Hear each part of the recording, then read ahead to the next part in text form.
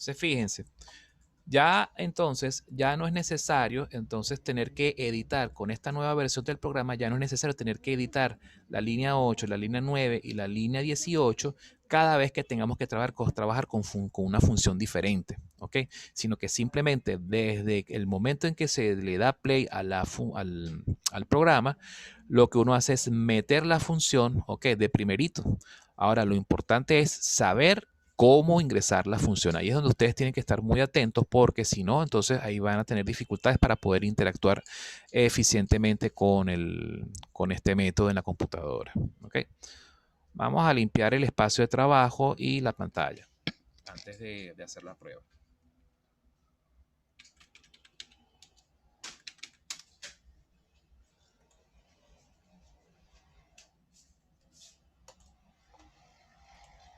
Ajá, vamos a hacer la prueba primero con el programa original, con la función original. Fíjense, ¿qué es lo que se hace? Me está pidiendo la función f, porque es lo primero que va a pedir ahora. ¿Okay? La función f, escribimos arroba, indicamos que va a depender de una sola variable x y seguido escribimos el nombre de la función. Escribimos la expresión que representa esa función. Menos 3 por x. ¿Okay? Le damos enter. Yo le puse punto y coma aquí, sí. Metemos 0.6, 0.7, epsilon 0.0001 y listo. ¿Lo vieron? Vamos entonces a ejecutar este mismo programa, pero para resolver, por ejemplo, les voy a dar esta ñapa que está aquí. Vamos a resolver este problema que tenemos acá. ¿Okay? Este problema sería 2 menos 10x. Vamos a escribirlo por acá. Escribimos arroba. Indicamos que depende de una sola variable que vamos a denominar x. Y la ecuación se llama 2 menos 10x. Ah, bueno, vamos a hacer esto más sencillo.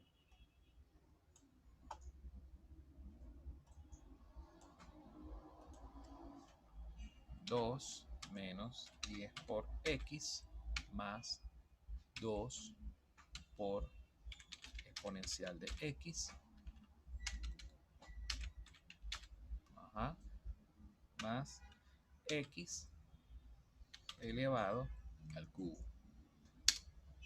XA. Veamos. De acuerdo con este problema, me dicen que tenemos que hallar la primera raíz positiva. Valores de x en torno a la primera raíz positiva. No, si aplicamos el criterio del Bolzano, la primera raíz positiva está donde justamente ocurre el cambio de signo en f. Si el cambio de signo ocurre aquí, significa que el intervalo inicial debería ser entre 0.5 y 0.6 por lo menos. También puede ser 0.4 y 0.7, pero bueno, elegimos 0.5 y 0.6. 0.5, 0.6 con un epsilon de una centésima. Listo. Ahora, fíjense bien, si nosotros analizamos este resultado, fíjense que nos está dando con 4 iteraciones, nos está dando un FR que de repente no es el más eficiente, nos está dando cercano a 0, pero vamos a subir, subir la precisión del método, pero trabajando con un epsilon más chiquito. ¿Okay? Volvemos a efectuar bisección, metemos esta misma función que está aquí, metemos XA, epsilon y listo. Entonces este sería el resultado más conveniente porque cuando lo evaluamos en la función se hace bastante cercana a 0 por la derecha. Arroja 17 iteraciones. Bien, esto es pues entonces el método de la bisección, ¿ok? Ya listo para que ustedes puedan utilizarlo, que puedan trabajarlo. Yo lo que voy a hacer en todo caso es actualizar este algoritmo en módulo 7 para que dispongan entonces de la mejora que se introdujo con el método con el uso del arroba x, ¿okay? Que es la función anónima. ¿Okay? Fíjense que inclusive si ustedes quieren pueden colocar aquí una notica, aquí abajo, una forma de colocar notas. Pueden escribir esta notica que diga, para ingresar funciones anónimas,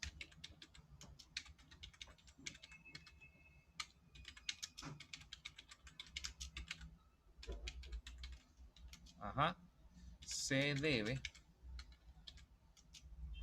escribir primero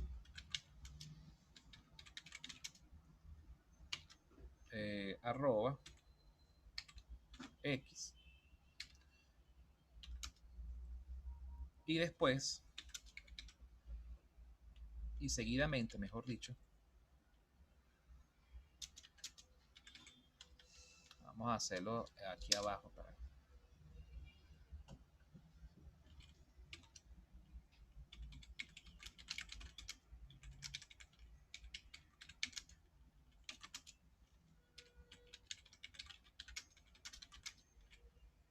la expresión de la función.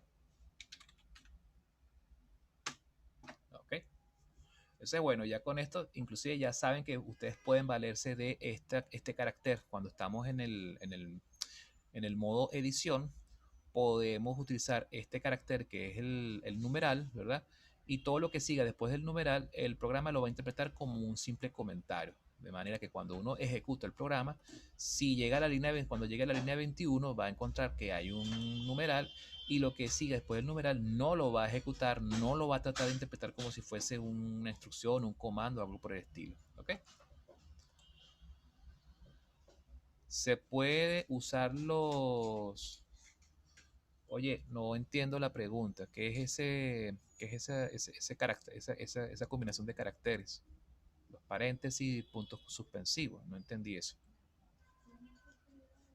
Si quieres, prende el micrófono, Laura, para escuchar mejor, para entender mejor.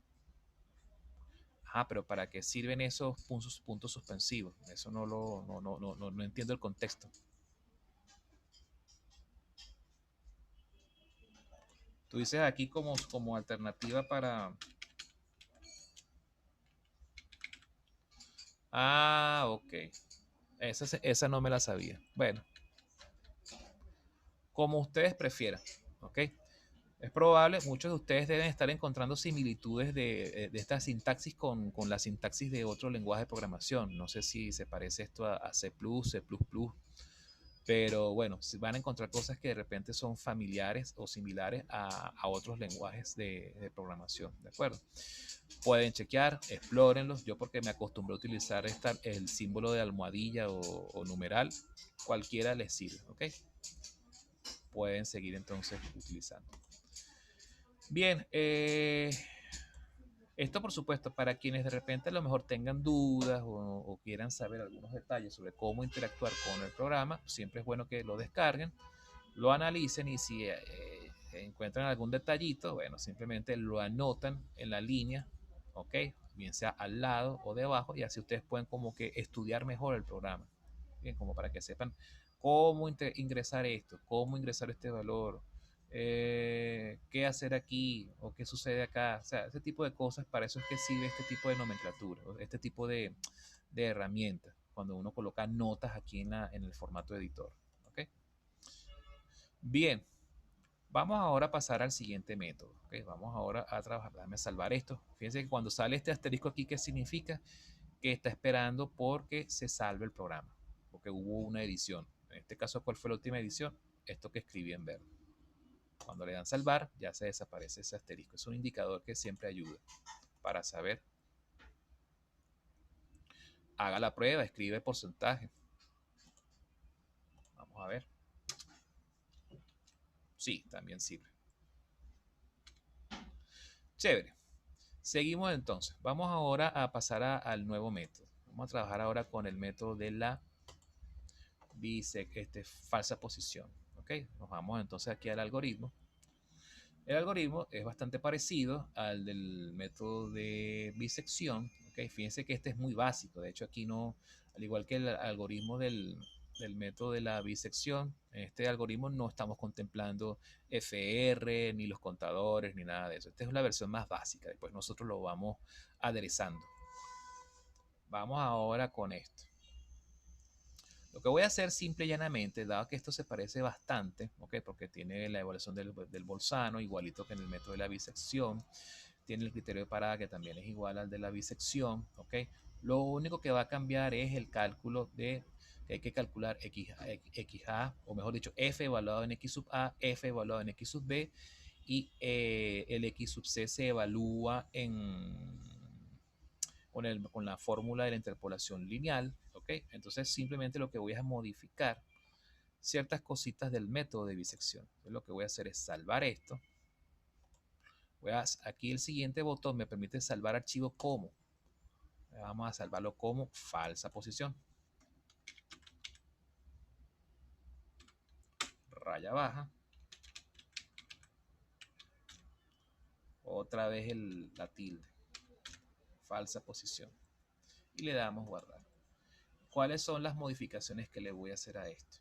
Primero, que ahora no se trata de un XM, sino de un XC. ¿Okay? Segundo, ya no es la fórmula del punto medio de un intervalo. Ahora es la fórmula de la interpolación lineal. Por lo menos hay dos versiones de la fórmula de interpolación lineal. En estas láminas trabajo con una de ellas.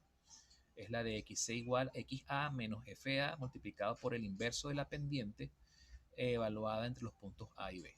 ¿Ok? Bueno. Vamos para acá. Sería XA menos F de A por XB menos XA entre FB menos FA. Pero hay un problemita, que para poder ejecutarse esta instrucción es necesario que se conozca previamente. Fíjense que ya se conoce XA, pero todavía en las líneas anteriores no se ha calculado FA ni mucho menos FB. Entonces lo que habría que hacer es, primero, cambiamos esta FB, esta FM por FB.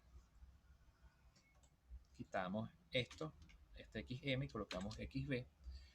Y luego entonces lo que hacemos es trasladar esta instrucción para acá. De manera que cuando ingresemos al bucle, cuando el programa ingrese al bucle, ¿okay? Evalúe primero FA, FB y después se calcula XC. Después que se calcule XC, ¿qué es lo que se hace? Se calcula F de C con base a la función anónima que se introdujo al principio del programa, de la ejecución del programa. ¿Evaluado en dónde? En el XC. ¿Ven? Y en el criterio del Bolzano, quitamos FA por FM y colocamos más bien FA por FC. Si esto da verdadero, significa que entonces la raíz está entre el valor de XA y XC y por lo tanto AXB se actualiza con el último XC alcanzado. De lo contrario, entonces lo que se actualiza es el valor de XA. Bien. Se contabilizan las iteraciones, se evalúa el criterio de parada. El último XC alcanzado se le asigna a la variable XR. Y después el valor de FR se evalúa con la función anónima evaluada en el XR de la línea 18. Todo lo demás lo conservamos igual. ¿Ven? Vamos entonces a probar este programa. ¿Okay? Probablemente nos va a salir un bucle infinito. Vamos a hacerlo adrede. Salvamos, ejecutamos. Falsa posición, está por aquí abajo. Se me olvidó limpiar todo este basurero. Bueno, vamos a ver qué pasa. La función anónima. Vamos a utilizar esta misma función anónima que está acá, la de la exponencial de x, menos 3x. Control C, Control V, valor XA. Habíamos visto, vamos a ver qué pasa si trabajamos con 0.6 y 0.7, epsilon de 0.01. Y fíjense qué sucede. Síntoma de que estamos en un bucle infinito, que esto empieza a parpadear y no se detiene nunca. ¿Cómo nos salimos del bucle infinito? Oprimiendo Control C. Ahora vamos a evaluar qué pasó aquí. Primero, Veamos el espacio de trabajo. El espacio de trabajo, bueno, lo que pasa es que como tengo este basurero de cosas del método de la bisección, bueno, vamos a ver. Vamos a ver cuál fue el último valor que alcanzó XC. XC alcanzó el valor 0.61906. Veamos cuál fue el valor que alcanzó FR, que es la raíz. Fíjense que FR alcanzó un número que es 0.6485 por 10 a la menos 6. Es un número bastante cercano a 0. Vamos a teclearlo aquí. Podemos escribir aquí FR. Nos da bastante cercano a 0. Quiere decir que el XR alcanzado, ¿ok?, nos está dando este resultado. ¿Ok? XR. Ah, bueno, este XR, ¿de dónde viene? Este es el XR, pero del método de la... Fíjense que XR no se cambió, no se alteró. Vamos a más bien evaluar. ¿Por qué? Porque como no alcanzó el criterio de parada, no se modificó el XR ni el XC. Vamos a hacer algo. Vamos a limpiar todo esto que está aquí para evitar confusiones con el ejercicio que hicimos anteriormente. Vamos a limpiar todo esto. Y volvemos a ejecutar falsa posición. Ahora sí. Colocamos arroba x exponencial de x menos 3 por x.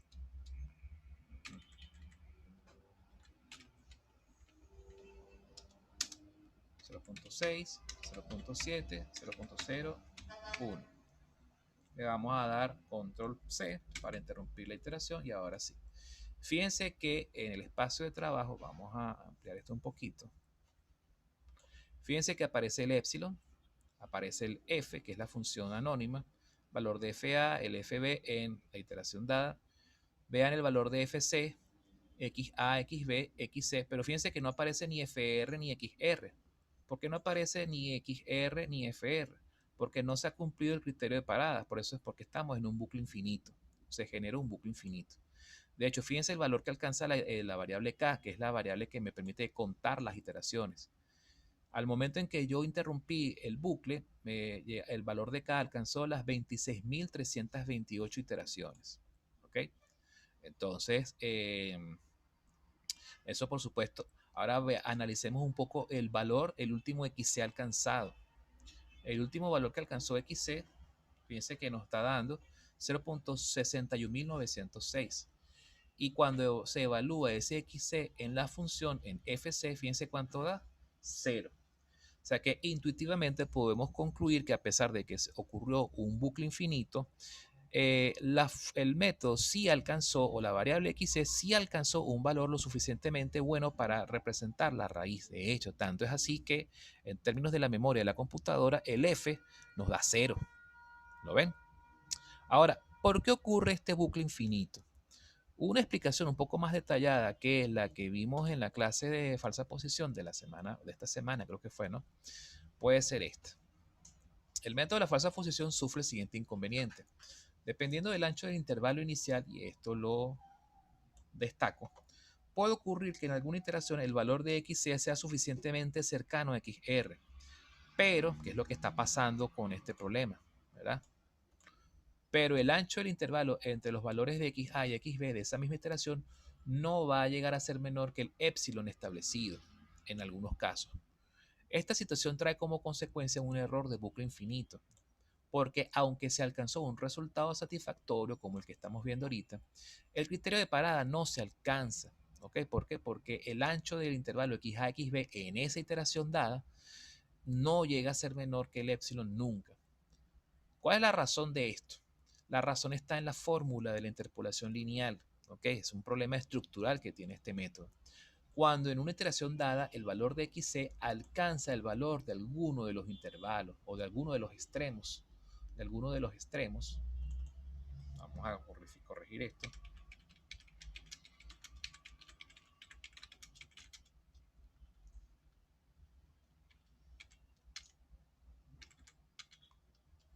XA, vamos a ponerlo así. Lo estaba editando ahorita.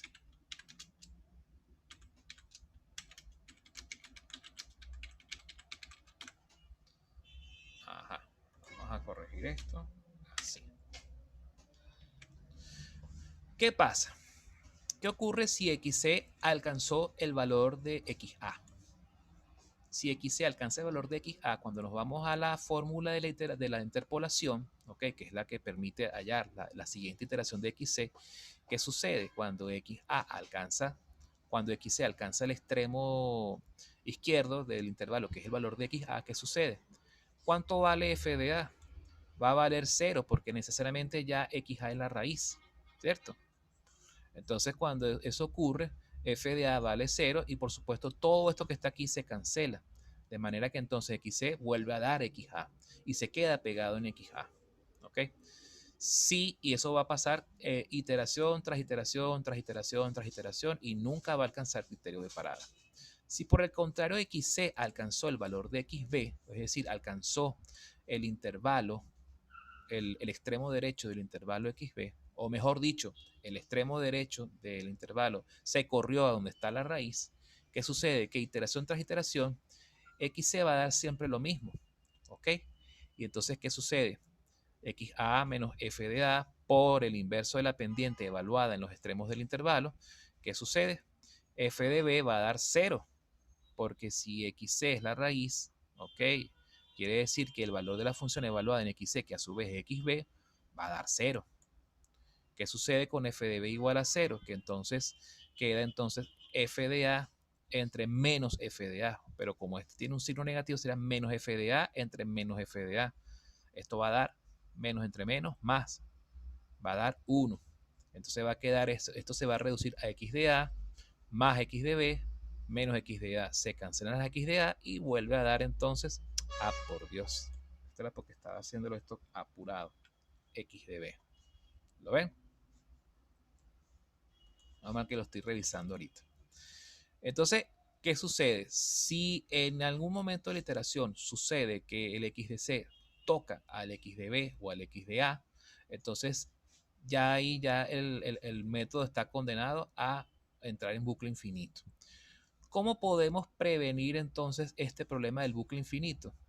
Una forma de corregir este error es eligiendo un intervalo inicial tal que, además de cumplir los criterios del teorema de Bolzano, es decir, que la función sea continua entre x de a y x de b, y que haya cambio de signo en f, en los extremos de ese intervalo, cumpla además con que su ancho de intervalo sea muy cercano o incluso igual al valor del épsilon establecido, de manera que ya en la segunda o tercera iteración se cumpla el criterio de parada. ¿Okay? Si el ancho de intervalo es 0.01, porque el épsilon es 0.01, ¿verdad? Cuando ocurra la interpolación en la primera iteración, ya en la segunda iteración, ya el ancho de intervalo necesariamente va a ser menor que el épsilon. Y eso sí ya nos permite salirnos de la, ¿cómo se llama esto? De la, se cumple el criterio de parada y nos salimos del bucle. Esa es una estrategia que se recomienda en estos casos. Vamos a poner la prueba. Fíjense que aquí entramos en bucle infinito. Vamos a volver a ejecutar el método. Vamos a ver. Fíjense.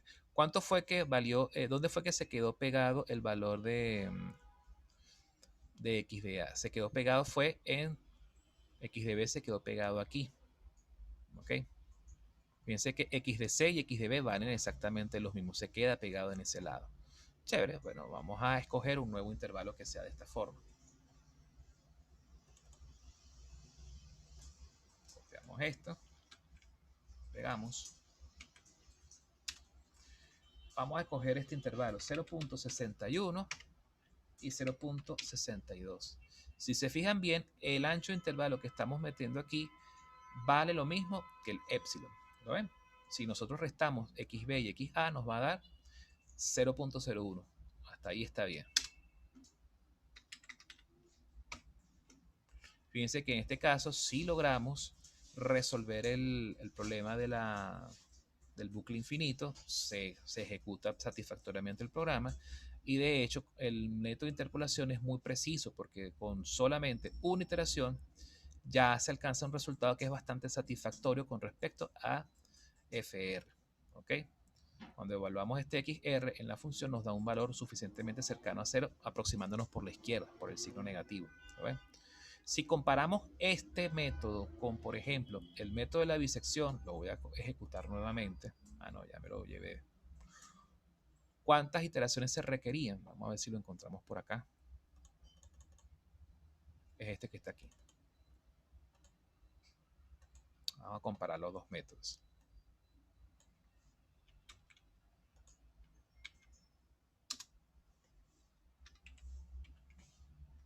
.61. Vamos a utilizar el mismo intervalo que usamos para falsa posición. Y 0.62. Y 0.01. Fíjense que en las mismas condiciones podemos decir que ambos métodos son bastante eficientes porque solamente trabajan con una sola iteración. Pero ¿cuál es más eficaz de los dos? Podemos concluir que el más eficaz viene siendo el método de la falsa posición. ¿Por qué? Porque el FDR que se alcanzó es mucho más cercano a cero que el FR que se alcanza con el método de la bisección. ¿Lo ven? Entonces, eso es como para que lo tengan en cuenta. Ahora, ¿cuál es la desventaja que tenemos en el método de la falsa posición con respecto al de la bisección? Que dependiendo del ancho del intervalo con el cual se está trabajando, podemos incurrir en problemas de tanteo, en que tenemos que estar tanteando el intervalo inicial para poder tener una confianza, una seguridad de que estamos trabajando con un intervalo que de verdad sí nos garantice una convergencia del método, que no se generen bucles infinitos. Ya sabemos por qué ocurre el bucle infinito en el método de la falsa posición, ya sabemos cómo corregirlo, pero hasta que no hagamos una primera ejecución del método de la falsa posición y veamos qué está pasando allí, entonces tendríamos que, si ocurre el bucle infinito, que ya sabemos detectarlo, tecleamos control C, vemos dónde fue, en cuál de los extremos del intervalo se quedó pegado el valor de x de c, y elegimos entonces un nuevo par de intervalos que sea de un ancho igual al del epsilon, ¿ok? Y simplemente lo que hacemos es redondear uno de esos dos extremos, ¿verdad? El extremo donde se quedó pegado. Fíjense que lo que hicimos fue redondear el 0.61, ¿ok? Antes lo redondeamos a dos cifras significativas, las mismas cifras significativas del epsilon, y el siguiente valor de xb lo escogimos, ¿ok? En este caso, hacia la derecha del 0.61 con una diferencia de igual al epsilon, 0.62. ¿Por qué? Porque así se cumple el criterio del Bolzano, porque entonces en 0.62 el signo es negativo. Si hubiésemos elegido entre 0.60 y 0.61, no se cumple Bolzano. ¿Por qué? Porque en 0.60 da positivo y en 0.61 también da positivo el valor de f. ¿Okay? Entonces tiene esas truculencias que se notan allí. ¿De acuerdo? Ante la incertidumbre que puede implicar trabajar con el método de la falsa posición cuando se genera el bucle infinito y nos vemos en la necesidad de tener que ajustar el intervalo inicial, es que entonces surge el método de la falsa posición mejorada o modificada, que es una mejora algorítmica al método de la falsa posición original. Vamos a salvar esto y vamos a trabajar con el algoritmo de falsa posición y vamos a mejorarlo. Vamos a darle a salvar archivo como o guardar archivo como falsa posición mejorado. ¿Ok? Y le damos guardar. Y vamos a agregarle algunas mejoras a esto. Nos vamos entonces aquí a nuestra guía. Y vamos a estudiar o traspasar los ajustes con base a este algoritmo. Este algoritmo va a implicar algunas cosas.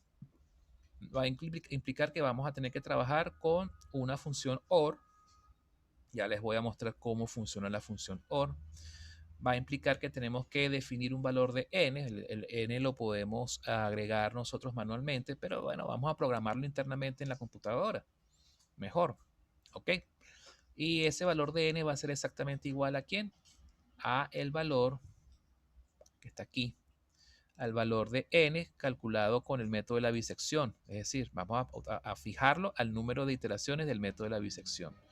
Esto, por supuesto, implica que hay que trabajar con un logaritmo base 2. Les voy a enseñar cómo se calcula un logaritmo base 2 en Octave y después cómo se calcula la parte entera de un número, ¿ok?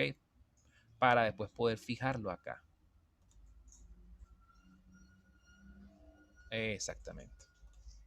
Vamos a ver eso. Nos quedan 10 minutos. Yo creo que en 10 minutos puedo por lo menos explicarle algunas de estas funciones. Y después en la siguiente sesión hacemos entonces el algoritmo de falsa posición mejorado. ¿Ok? Fíjense, vamos a limpiar todo este basurero que está aquí. ¿Okay?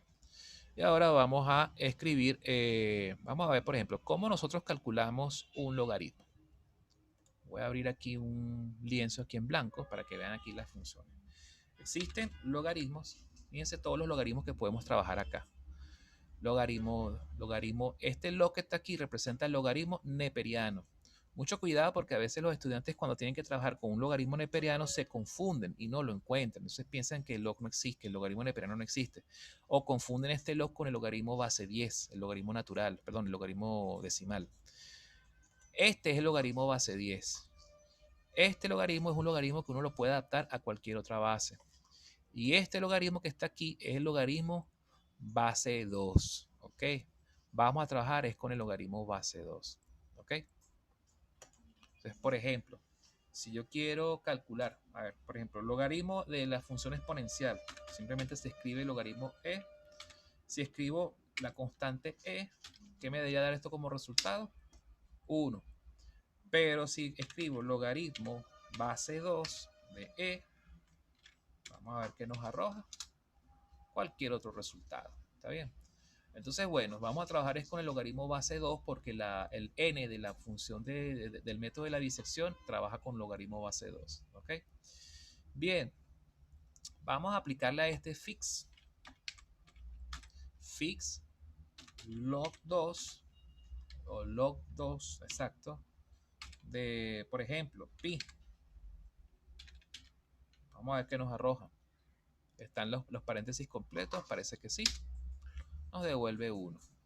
Vamos a utilizar fix de 6.35. Nos devuelve la parte entera. Vamos a utilizar fix. ¿Ok? Bueno, yo creo que está bastante claro esto. ¿Sí?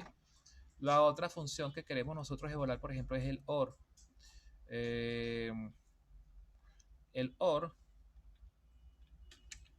normalmente uno, en la sintaxis de algunos lenguajes de programación, el OR es como un operador, tal que uno de repente uno escribe una expresión por aquí, luego uno coloca el OR y después uno escribe otra expresión por acá y pues cuando uno le da enter te devuelve verdadero o falso, 0, 1 o 0, ¿ok? Pero en Octave y en MATLAB, por supuesto, el OR viene siendo una función, ¿lo ven? Y entonces aquí en esta función uno puede colocar tantas comparaciones como uno quiera, ¿ok? Y uno lo que hace es comparar expresiones lógicas, ¿ok? O evaluar expresiones lógicas, expresiones comparativas o variables booleanas, verdadero o falso. Supongamos que yo quiero evaluar esto que está aquí, OR, y ponemos 2 igual a 2, 3 igual a 3. Esto que debería dar como resultado verdadero. Pero si yo, por ejemplo, yo escribo control C, control B, aquí me pusieron una nota. Sí, fixe es la parte entera. Es la función parte entera. Supongamos que ahora estoy aquí en OR y quiero evaluar esta expresión. ¿Cómo es la lógica del OR? Si los dos son verdaderos, me va a dar verdadero. Si uno es verdadero, sea el primero o el segundo, me va a dar verdadero. Si los dos son falsos, me va a dar falso. Vamos a ver qué sucede acá. Me sigue dando verdadero. Pero ¿qué ocurre si yo evalúo el OR y los dos son falsos? Es decir, 2 igual a 1, falso. 3 igual a 2, falso. Eso me da falso. ¿Lo ven? Entonces así es como funciona la función OR. Estas son 3 funciones que necesitamos para poder mejorar el algoritmo de la falsa posición. Para incorporarlo en la mejora del algoritmo de la falsa posición. Muy bien. Chévere. Vamos a hacer algunas ediciones entonces por acá. Vamos a quitar esto, que ya no lo necesitamos. Vamos a quitar el de la bisección, que tampoco lo necesitamos. Y vamos a mejorar esto. Primera mejora que hacemos acá. Conocido XA, conocido XB, conocido epsilon, podemos entonces calcular el valor de n. Poner n mayúscula. Y n mayúscula va a ser igual a ¿quién? A fix, ¿ok? De el logaritmo base 2 de el cociente del ancho de intervalo xb menos xa. Vamos a colocarlo en valor absoluto por si acaso, para evitar cualquier cosita rara. ABS xb menos xa entre epsilon, ¿verdad? Cerramos la función logaritmo, base 2, y le sumamos 1. Y ponemos punto y coma. Chequeamos con la fórmula del método de la bisección, del n de la bisección. 1 más logaritmo base 2, valor absoluto de xb menos xa entre epsilon. Perfecto, eso es tal cual. Ok, volvemos para acá, me quedan 3 minutos, vamos a ver qué puedo ir haciendo mientras tanto. Esta sería la primera mejora. Ok.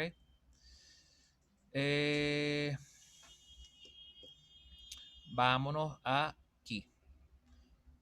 Tenemos el contador K, pero ahora tenemos que definir otros contadores. Hay que definir el contador I y el contador J. Vamos a definirlos de una vez acá. Vamos a hacerlo en orden alfabético. I igual 1, punto y coma. J igual 1, punto y coma. Listo. Ahora ingresamos al bucle. El bucle va a tener ahora estos dos criterios de parada. O se cumple este, o se cumple este, o se cumplen ambos. Si ninguno de los dos se cumple, entonces no se sale del bucle todavía. Vamos entonces aquí, ¿dónde se modifica eso? Acá. Entonces escribimos OR. Y entonces el primer criterio debería ser, o se cumple esto que está aquí. Si no se cumple esto, entonces que K sea mayor que N. Entonces escribimos K mayor al 62 que el N. Y cerramos la función OR. ¿Ok? Ya introdujimos entonces estas dos mejoras. Ahora internamente, ¿qué hay que hacer? Internamente hay que ahora evaluar, ¿ok? Hay que incorporar estos bucles que tenemos acá. El bucle para dividir entre 2 el valor de f de a si i es mayor que 1, o para dividir el valor de f de b entre 2 si es j el que supera al 1.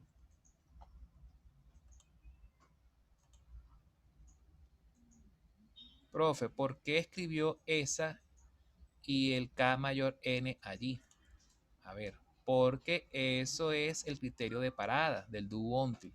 Okay, fíjense que este rombo que está aquí representa el comienzo del do until, okay, en formato de diagrama de flujo, ¿verdad? En el rombo se colocan los criterios de parada. Fíjense que o se cumple este o se cumple este, ¿ok? En el video de la clase pasada se explica con más detalle esto. Ahora bien, como esto es un O, el equivalente en sintaxis es la función OR y colocamos esto o esto. Si esto es verdadero, se sale del bucle. Si esto es verdadero, se sale del bucle. Si ambos son verdaderos, se sale del bucle. Si ninguno es verdadero, no se saque del bucle, no se sale del bucle hasta que se cumpla alguna de estas dos cosas. Me queda menos de un minuto. Vamos a pasar a la siguiente sesión rapidito para terminar este método. ¿Ok? Nos vemos en breves instantes. Por favor, no se vayan. ¿Sí?